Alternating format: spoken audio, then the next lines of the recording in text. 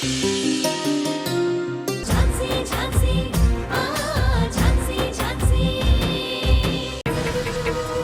కాబోయే అబ్బాయి ఇలా పరాయి అమ్మాయి దగ్గర ఉంటే చూసే జనం ఏమనుకుంటారు?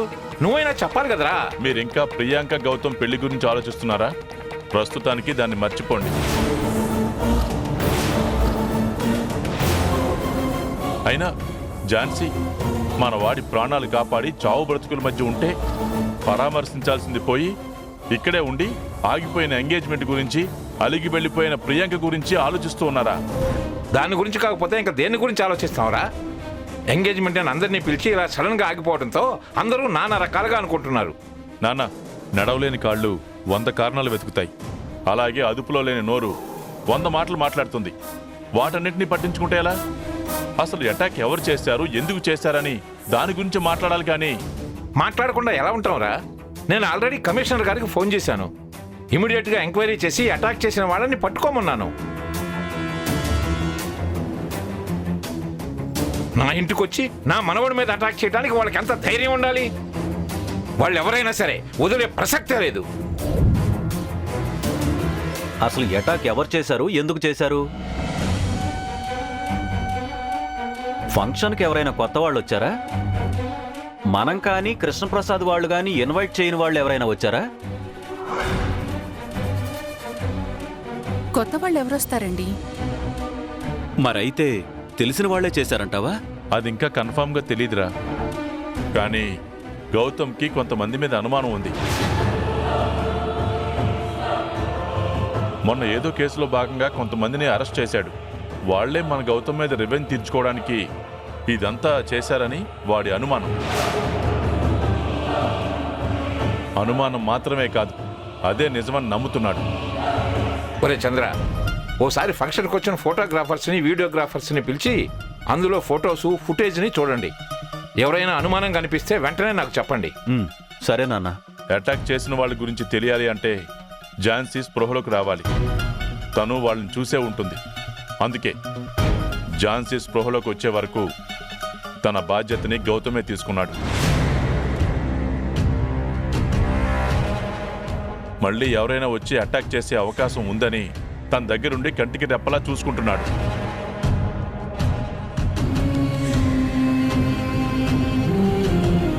ఏంటి కమలా ఇది?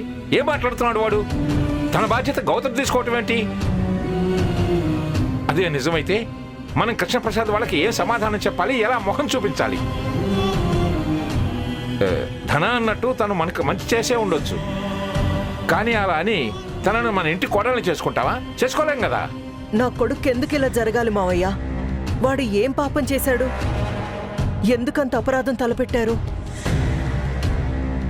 చీమకు కూడా హాని చేయని మనసు వాడిది. అలాంటి వాణ్ణి చంపడానికి ప్రయత్నించారు. అసలు వాళ్ళకి మనసు అనేది ఉందా? వాళ్ళు మనుషులేనా? ముందు అసలు వాడి ఇంటికి రాని.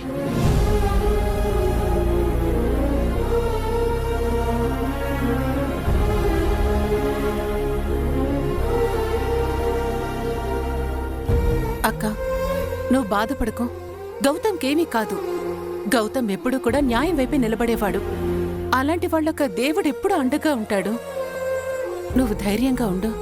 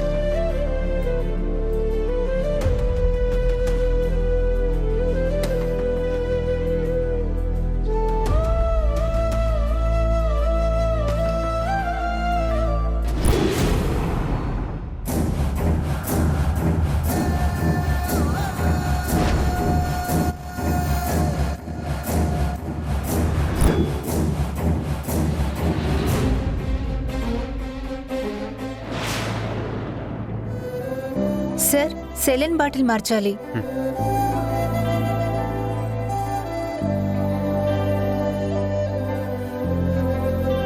సార్, మీరు తప్ప ఇంకెవరూ లేరు. ఈ మేడంకి మీరేమవుతారు?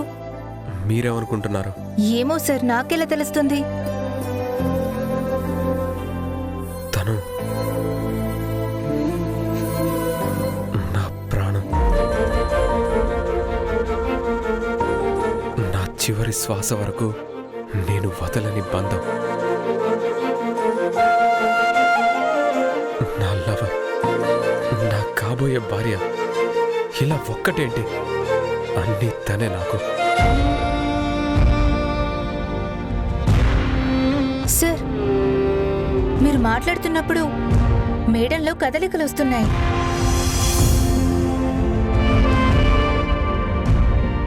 ఝాన్సీ,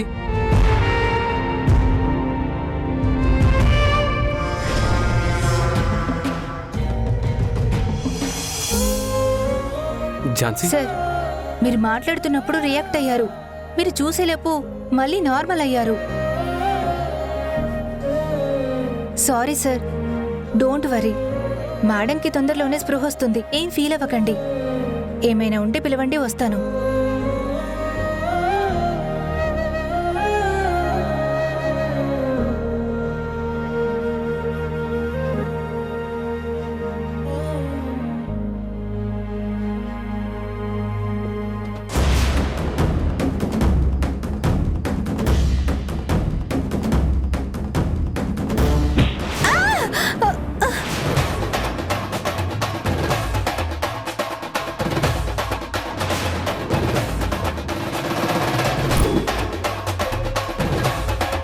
ఏమైంది రూపా? రూపా, అరే ఏమైంది? తను ఇప్పుడే కదా మా దగ్గర నుంచి వస్తుంది, ఇంతలోనే ఏం జరిగింది? ఏమో సార్, అరుపు వినిపించింది. వచ్చి చూస్తే కింద పడి ఉంది.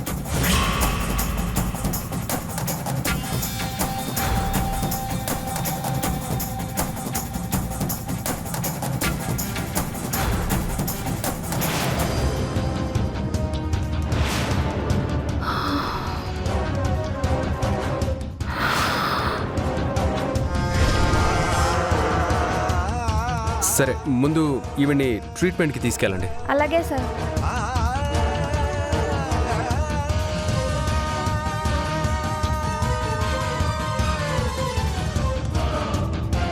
ఝాన్సీకి సెలైన్ బాటిల్ మార్చి ఇప్పుడే బయటకు వచ్చింది.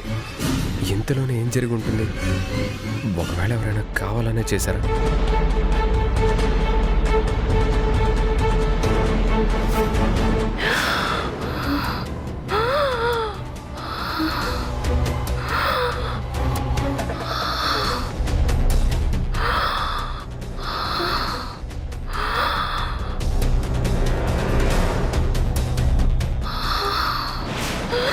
ఝాన్సీ, ఝాన్సీ,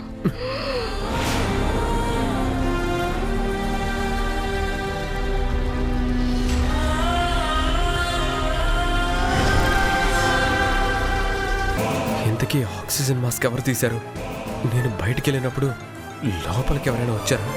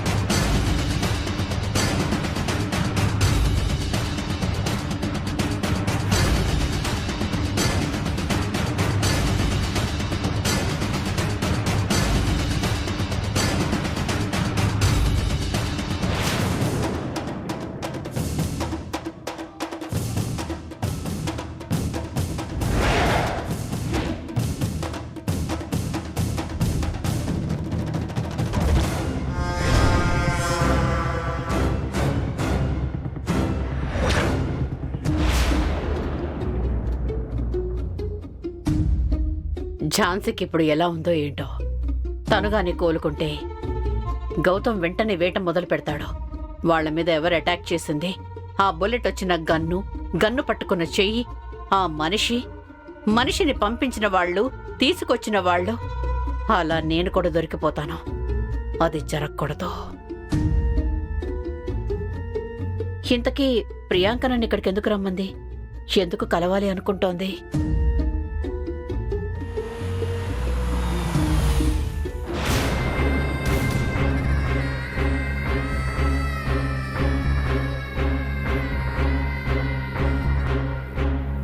చెప్పు ప్రియాంక, ఎందుకు అర్జెంటుగా రమ్మన్నావు? మేడం, ఆ ఝాన్సీ మొత్తం తలకిందులు చేసేసింది. జస్ట్ లాస్ట్ మినిట్ లో మొత్తం కొలాప్స్ అయిపోయింది. అంతా అయిపోయింది. నేను గౌతమ్ సార్కి రింగు తొడగడం కూడా అయిపోయింది. ఇక గౌతమ్ సార్ నాకు రింగు తొడగడమే మిగిలింది. కరెక్ట్ గా ఆ టైంలో మొత్తం రచ్చ రచ్చ అయిపోయింది. అందరేమో ఎవరు గౌతమ్ ని చంపడానికి వస్తే ఝాన్సీ సేవ్ చేసింది అంటున్నారు. మరి నువ్వేమనుకుంటున్నావు? అదే అర్థం కావట్లేదు. వాళ్ళందరూ చెప్పేది నిజమా లేక ఝాన్సీ స్కెచ్చా? నేనేది తేల్చుకోలేకపోతున్నాను.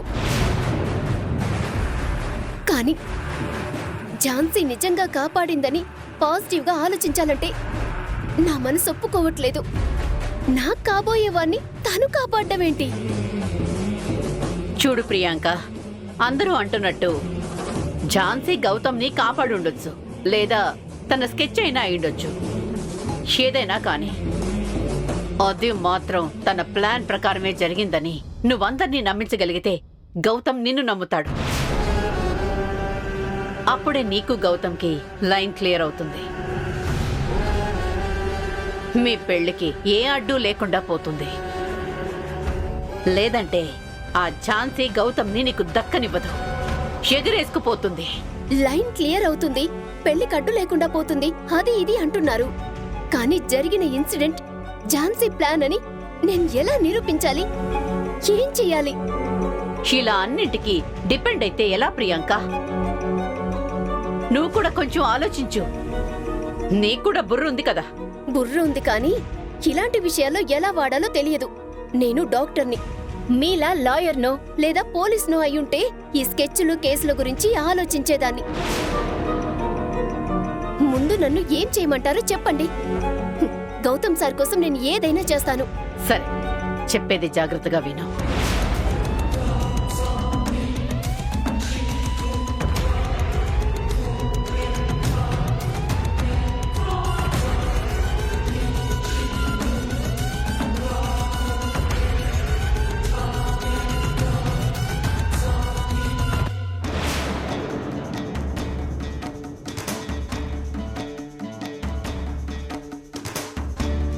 ఝాన్సీ, నీకేమీ కాదు. నేనుండగా నిన్నెవరూ ఏమీ చేయలేరు. నా ప్రాణాలు అడ్డు పెట్టైనా సరే నిన్ను కాపాడుకుంటాను.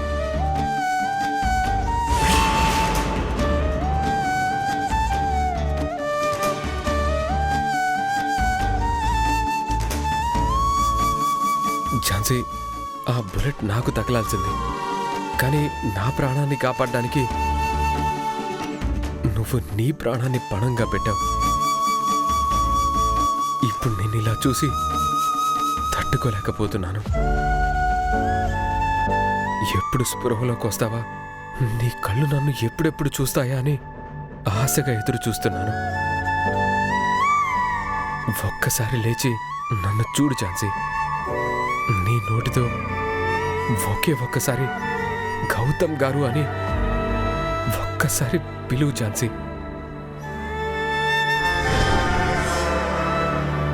అలా నువ్వు పిలిచే వరకు ఈ గుండె కొట్టుకోవడానికి భయపడుతుంది. ప్లీజ్ ఝాన్సీ, నా కోసం ఒక్కసారి కళ్ళు తెరు.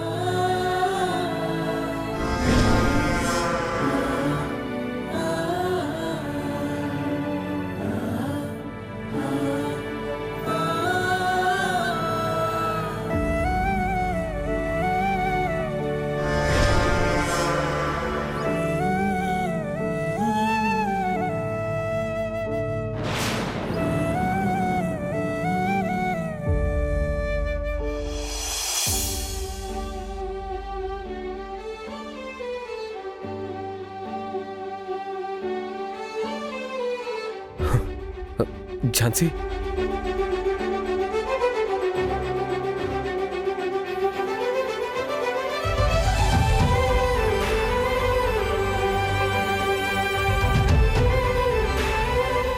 ఝాన్సీ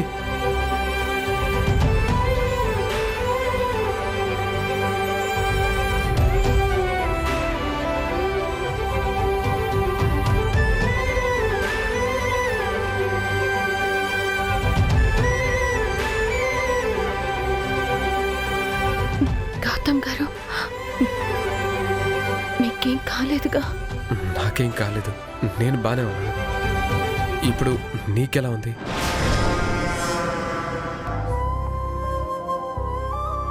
ఆ క్షణం రక్తపు మడుగులు అలా చూసేసరికి నాకు ప్రాణం పోయినంత పనైంది. నువ్విలా లేచి పలకరించినప్పుడు నాకు మళ్ళీ నా ప్రాణం తిరిగి వచ్చినట్టు అనిపిస్తుంది.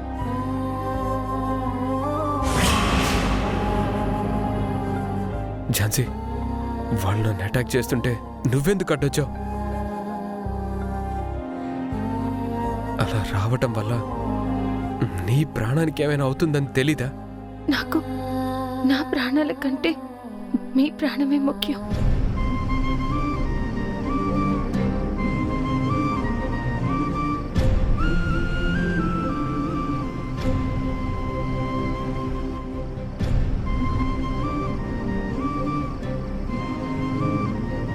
మీకేదైనా చిన్న ప్రమాదం జరిగితేనే భరించలేను.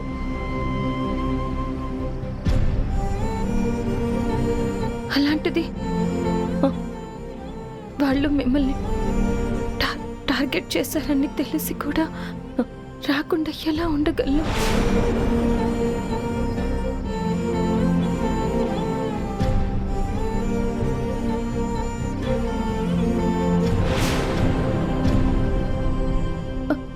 ఈ బుల్లెట్ తగడం వల్ల నా శరీరమే గాయపడింది.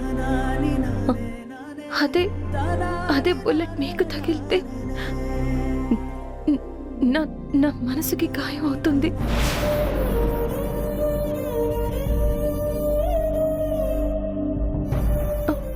శరీరానికి తగిలిన గాయం కొద్ది రోజుల్లో మానిపోతుంది.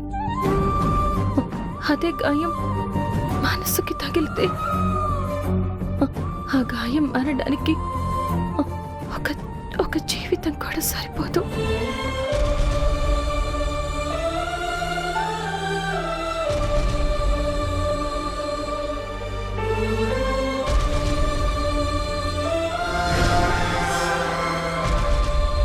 ఆ బుల్లెట్ నాకు తగిలిందనే బాధ కంటే మీకు తగలకుండా ఆపగలిగానని తృప్తి నాకు చాలా పెద్దది. మీరు నా గురించి ఎక్కువ బాధపడకండి. I love you Jhansi. I love you so much.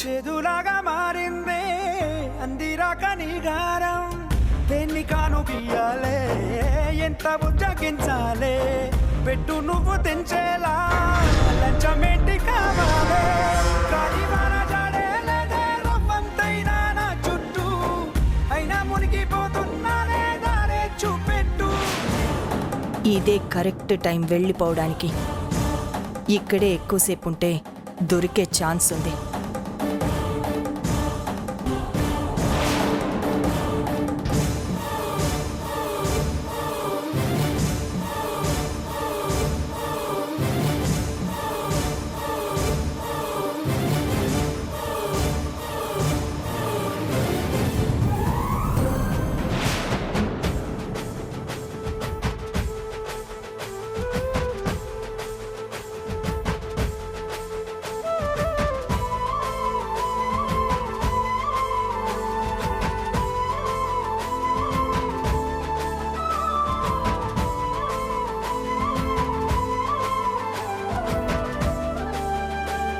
రండి doctor.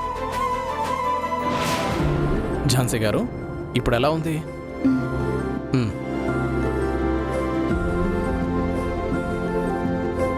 Now she okay. 3 days bed rest తీసుకుంటే అంతా సరిపోతుంది. తను స్ట్రెస్ ఫీల్ అయ్యే విషయాలు ఏవి తనతో డిస్కస్ చేయకండి. Okay doctor, thank you. Okay.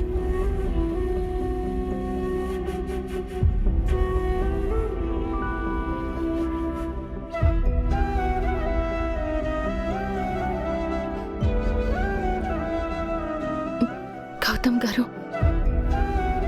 Thanks. Jhansi, ఆ థ్యాంక్స్ నువ్వు కాదు, నేను చెప్పాలి. ఝాన్సీ, అసలు నా మీద అటాక్ చేయాలనుకుంది ఎవరు?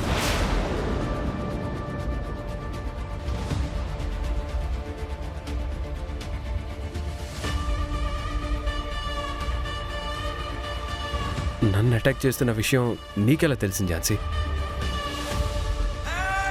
చెప్పు ఝాన్సీ, నన్ను అటాక్ చేస్తున్నారని నీకెవరు చెప్పారు? నా మీద అటాక్ చేసిన వాళ్ళని నువ్వు గుర్తుపట్టగలవా?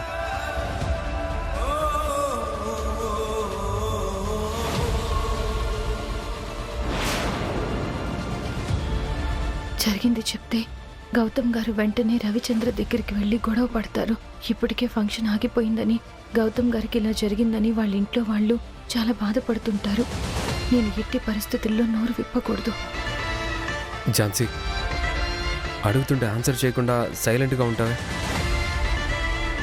చెప్పు ఝాన్సీ, ఏమైందో నాకు తెలియాలి కదా. గౌతమ్ గారు ప్లీజ్, ఇప్పుడు ఆ విషయాలు ఏమీ నన్ను అడగండి. మీకు ఏమీ కాలేదు అన్న సంతోషంలో ఉన్నాను.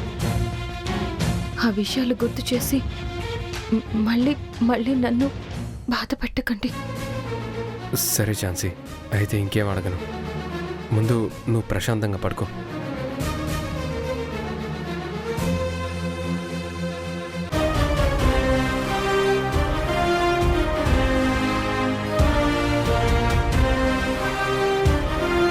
ఝాన్సీ, నువ్వు చెప్పకపోయినా నా మీద ఎవరు అటాక్ చేశారో, ఎందుకు అటాక్ చేశారో కనిపెడతాను. వాళ్ళకి తగిన శిక్ష పడేలా చేస్తాను.